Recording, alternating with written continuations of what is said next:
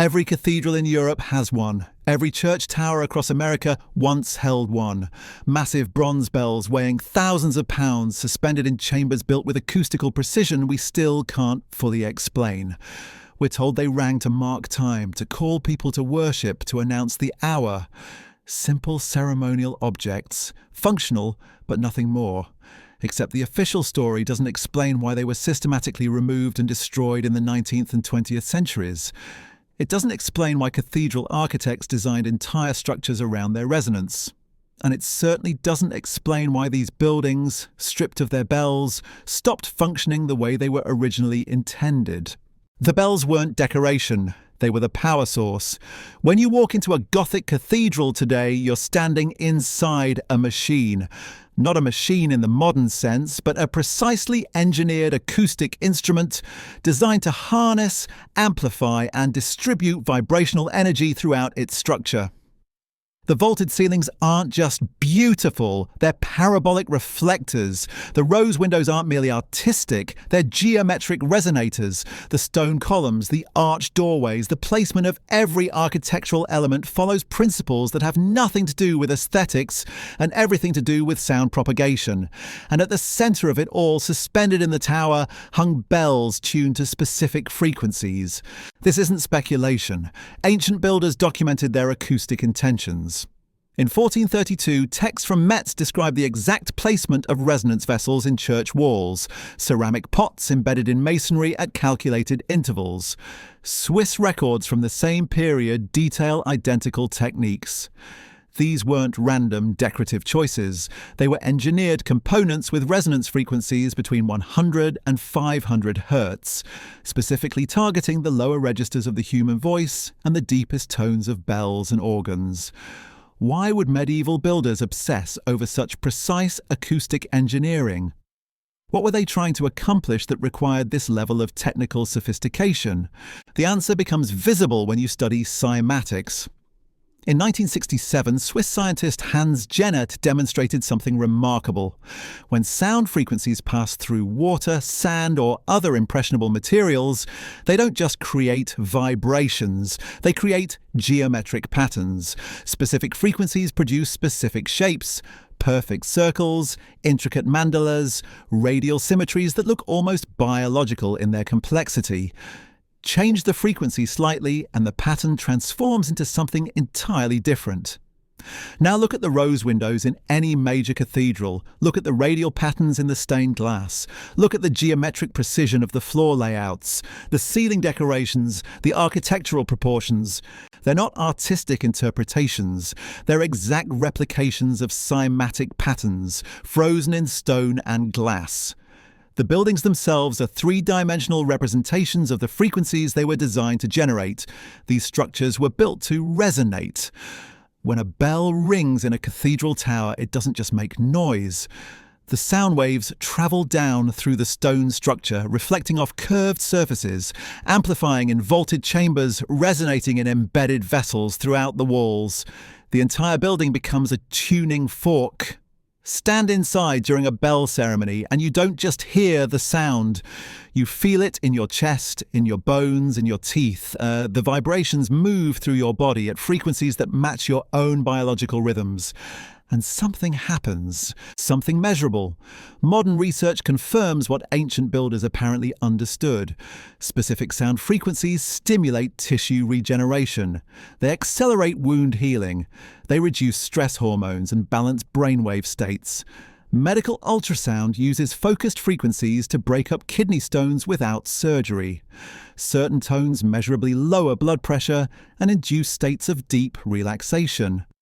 If handheld devices in modern laboratories can produce these effects, what could a structure the size of a cathedral accomplish? What could bells weighing several tons generate when rung in acoustically perfect chambers? The buildings weren't houses of worship, they were healing centres. This explains architectural details that make no practical sense otherwise. Why are cathedral ceilings so impossibly high? Because height creates reverberation time. The longer sound waves travel through space, the more they build upon themselves, creating sustained resonance. Why are the stone walls so thick? because mass stores vibrational energy. The structure itself becomes a battery holding acoustic charge long after the bells stop ringing. Why are there so many curved surfaces, arches, and domes? Because curved architecture focuses sound waves into concentrated zones, creating areas of intense acoustic pressure where healing effects would be strongest. Every element serves the acoustic function. But here's what troubles the official historical narrative. These buildings appear fully formed in the architectural record. Notre Dame, completed in 1345. Cologne Cathedral, begun in 1248. Chartres, finished in 1220. Massive structures requiring decades of construction, yet we have almost no contemporary documentation of their building process. No detailed construction records, no verified architectural plans from the original builders, just finished buildings already demonstrating acoustic sophistication that supposedly primitive medieval craftsmen shouldn't have possessed. Unless they didn't build them, unless they inherited them. The theory of Tartaria proposes something that sounds absurd until you examine the evidence. A worldwide civilization, technologically advanced, architecturally sophisticated, existing in the recent past but systematically erased from historical memory. Maps from the 1700s and early 1800s show Tartaria spanning northern Asia, labelled with the same casual certainty as France or Spain. Then, sometime around 1850, it vanishes. The maps are redrawn. The encyclopedias are revised. The name disappears as if it never existed. And during that same narrow window of time, something else happens. The bells begin to disappear too. The official story claims practical necessity drove their removal. Wars demanded metal. Industry required bronze. Progress meant melting down relics of a superstitious past.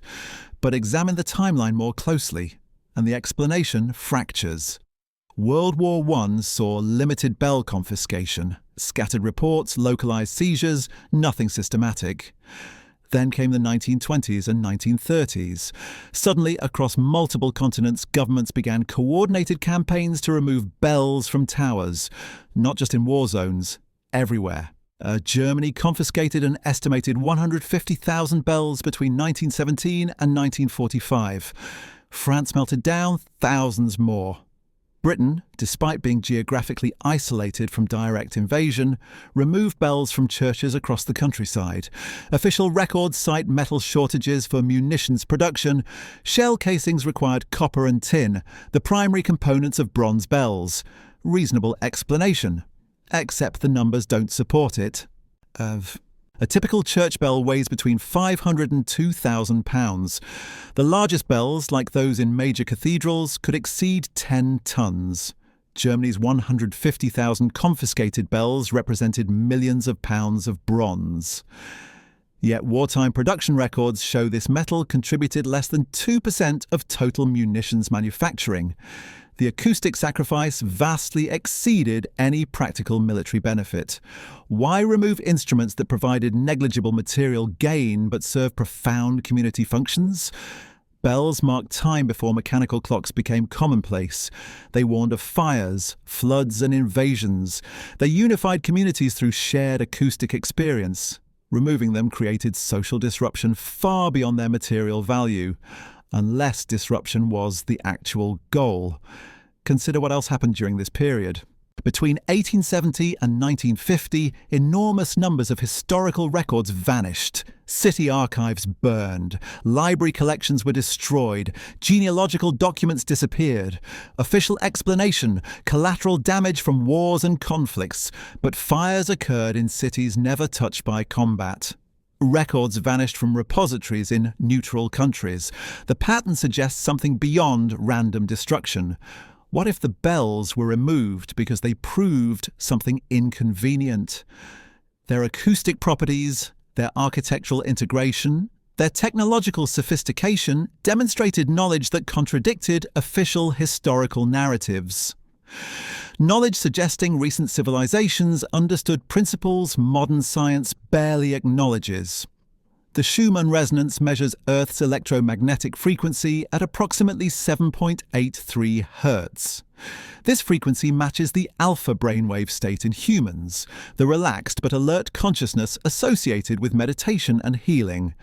Cathedral bells, when properly tuned, generate harmonics that align with this frequency. Coincidence or deliberate design? Modern acoustic analysis of surviving historic bells reveals something extraordinary. Many were tuned to specific frequencies with precision exceeding what medieval metallurgy should have achieved. The bells of Notre Dame before the 2019 fire demonstrated harmonic relationships so exact that contemporary bell founders study them as examples of lost technique. These weren't crude castings, they were precision instruments. Some bells show evidence of deliberate frequency layering. Strike the bell and the fundamental tone rings clear. But sensitive microphones detect additional frequencies, harmonics, and undertones that create complex acoustic environments. These secondary frequencies often fall within ranges modern research identifies as biologically active, frequencies that influence cellular regeneration, neural activity, and even DNA expression. How did supposedly primitive craftsmen achieve this? The official explanation credits trial and error, generations of bell founders gradually refining their craft. Plausible, except the earliest documented bells already demonstrate this sophistication. There's no clear evolutionary progression from crude to refined. The technology appears fully developed from its first appearance in historical records. Then there's the mercury. Cathedral towers across Europe contain sealed chambers in their uppermost sections. Official architectural history calls these spaces structural voids, empty spaces designed to reduce weight at height.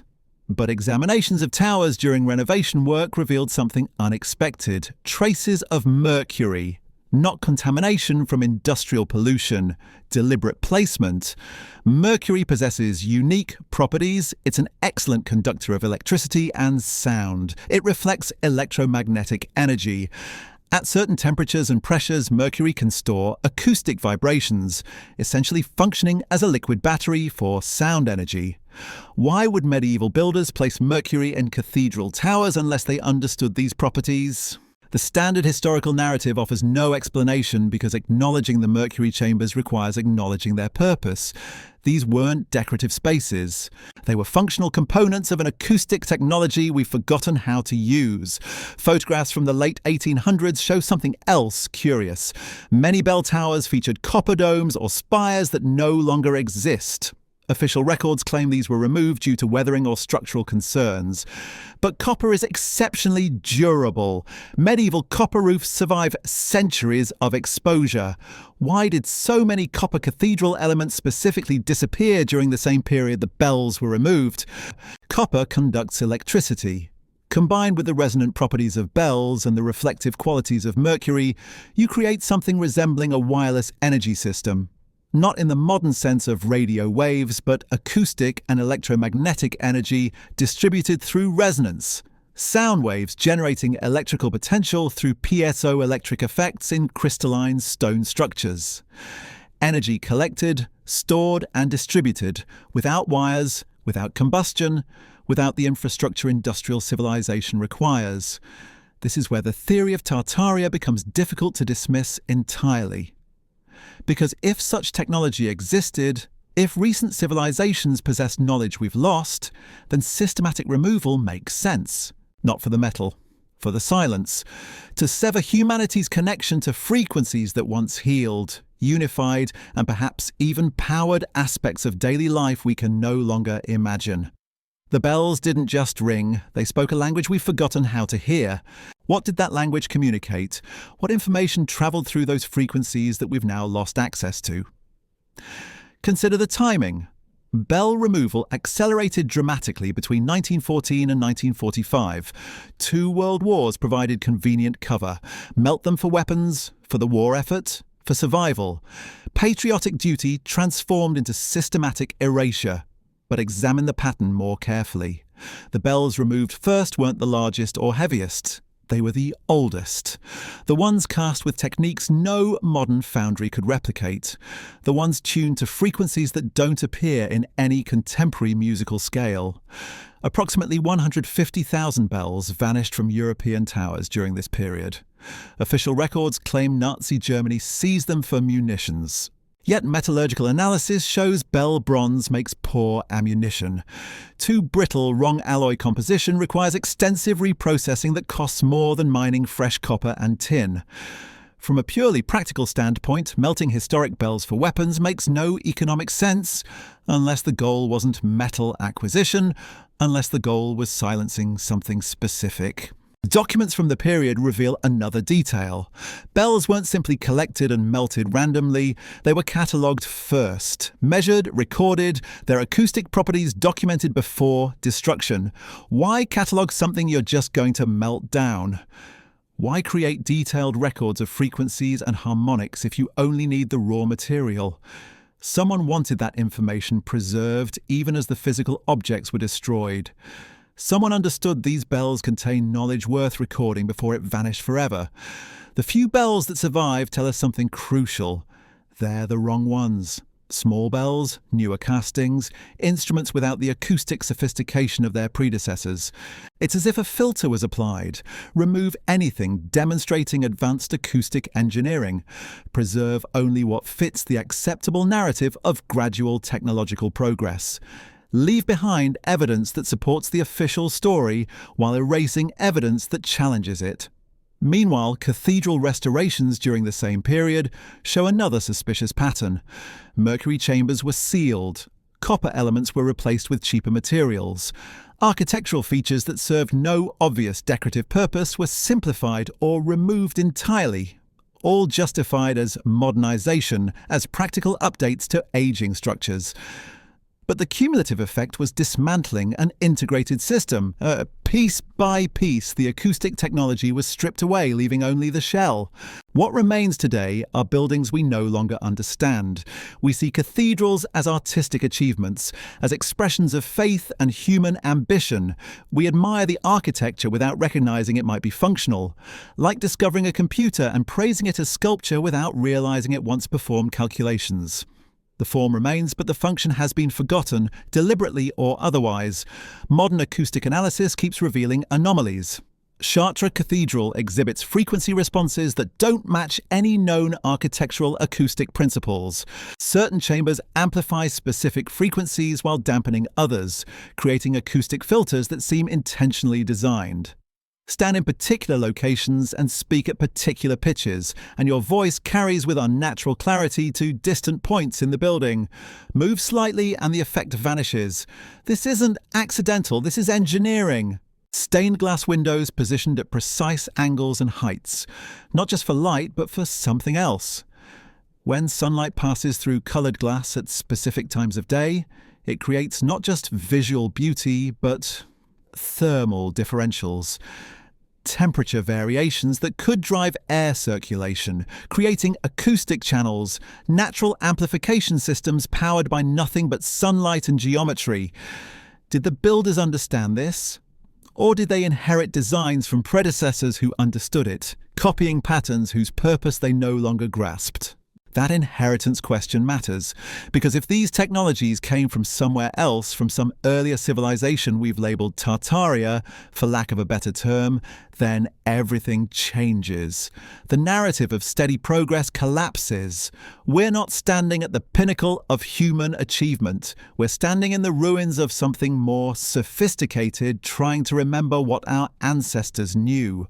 The bells were never just bells. They were nodes in a network, components of infrastructure we can barely conceptualize because we've lost the framework to understand what they were part of.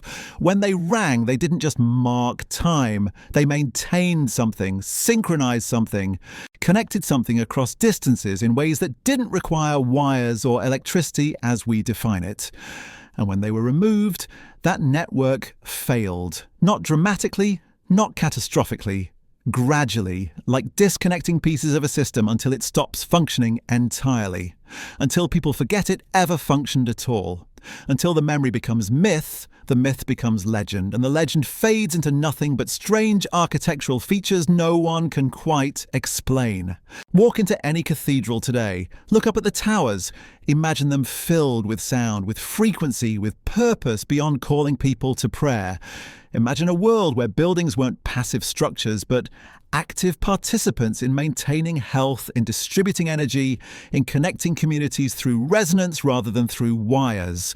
Imagine that world existed. Then imagine it being deliberately dismantled, one bell at a time, until only silence remained. That's not alternative history. That's documented removal. What remains alternative is asking why. Hashtag Part 3 of 3.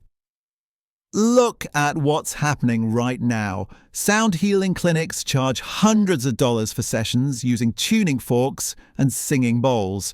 Vibrational therapy has become alternative medicine, something fringe, something you seek out from specialists. Yet our ancestors built these technologies into public architecture. Free, accessible to everyone. Just walk into a cathedral when the bells rang and receive frequencies that modern practitioners now monetize. That shift tells you everything about what was lost. The removal wasn't about metal, it was about control.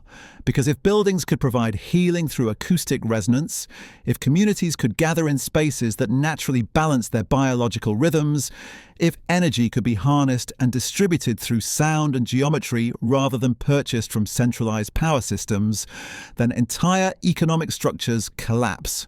You can't sell medicine to people who aren't sick. You can't sell electricity to communities generating their own through architectural resonance. So the bells had to go, the mercury chambers had to be sealed, the copper spires had to come down. Not all at once, not obviously, but systematically. War provided convenient cover. Progress became the justification. And within a few generations, nobody remembered what the buildings were actually for. We're left with shells. Magnificent shells that tourists photograph and historians catalogue, but shells nonetheless. The machine still stands. The components remain visible. But without the bells, without the mercury, without the copper elements that completed the circuit, it's just stone and glass. Beautiful, impressive, completely inert. Except occasionally something breaks through. Restoration work uncovers sealed chambers. Acoustic analysis reveals impossible precision. Photographs surface showing architectural elements that no longer exist. And for brief moments, the pattern becomes visible again. Then it's explained away, filed under historical curiosity, and forgotten once more. But you can't unsee it once you notice. Every cathedral becomes evidence. Every missing bell becomes a question. Every sealed mercury chamber becomes proof of systematic dismantling. The architecture itself testifies to technologies we're told never existed, built by civilizations we're told never achieved such sophistication, removed during periods we're told required their metal, but not their knowledge. The official story requires you to believe too many coincidences. The bells just happened to be removed during the exact period Tartaria vanished from maps. That acoustic engineering just happened to reach its peak in medieval times, then declined despite advancing metallurgy. That buildings just happened to be designed with features that serve no decorative purpose, but perfectly match modern acoustic science. That mercury just happened to be placed in cathedral towers for no documented reason. That copper elements just happened to disappear from the same structures at the same time. One coincidence, maybe. Two, possibly. But the pattern repeats across continents, across centuries, across independent architectural traditions that somehow all incorporated identical acoustic principles. Either every civilization independently discovered the same vibrational technologies and then simultaneously forgot them, or something else happened. Something we've been taught not to see. The bells are gone. Most of them anyway. The few that remain are museum pieces, silent, disconnected from the systems they once powered.